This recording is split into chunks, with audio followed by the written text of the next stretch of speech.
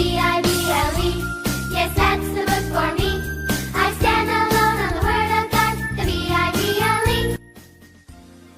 Renungan harian ini diadaptasi dari buku renungan harian Star Bina Warga GKI.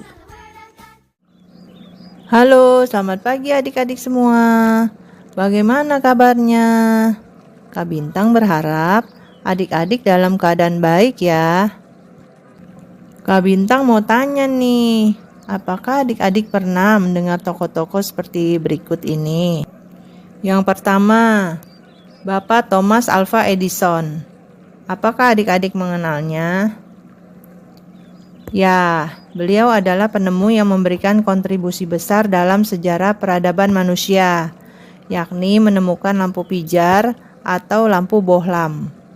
Coba kita bayangkan, bila lampu tidak ditemukan, mungkin kita sampai saat ini masih memakai lilin atau obor sebagai penerangan di malam hari.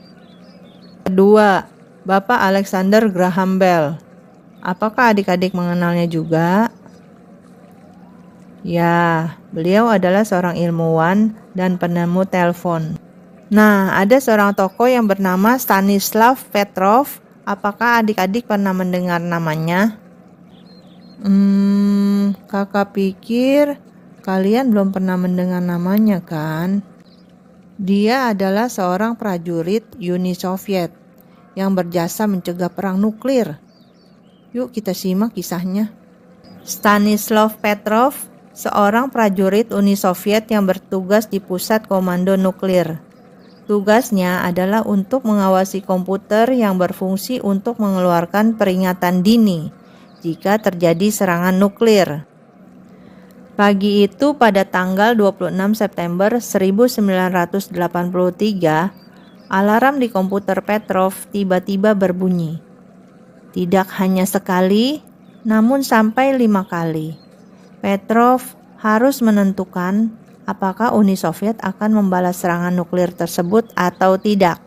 Namun Tuhan bekerja lewat diri Petrov. Petrov tetap tenang, ia tidak langsung melaporkan alarm tersebut kepada atasannya. Petrov menganalisa apakah alarm tersebut benar atau ada kesalahan. Ternyata ia benar, telah terjadi kesalahan. Bila Uni Soviet langsung membalas serangan tersebut, maka akan terjadi sebuah perang yang pasti akan menimbulkan banyak korban jiwa. Ternyata terjadi kesalahan yang disebabkan oleh fenomena alam yang langka, yaitu terjadinya kesejajaran sinar matahari di awan tinggi di bagian Dakota Utara di Amerika Serikat.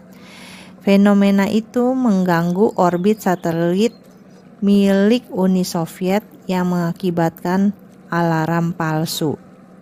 Hal ini baru diketahui setelah keruntuhan Uni Soviet. Atas jasanya, Petrov kemudian diberi penghargaan tinggi di berbagai negara dan julukannya adalah The Man Who Saved the World. Nah, adik-adik, apa yang kita bisa pelajari dari kisah Petrov? Dalam mengambil suatu keputusan, kita minta hikmat kepada Tuhan. Kita minta pimpinan Tuhan agar keputusan yang kita ambil bisa sesuai dengan kehendak Tuhan. Bukan semata-mata hanya menurut keputusan kita sendiri yang mungkin bisa merugikan atau menyusahkan orang lain.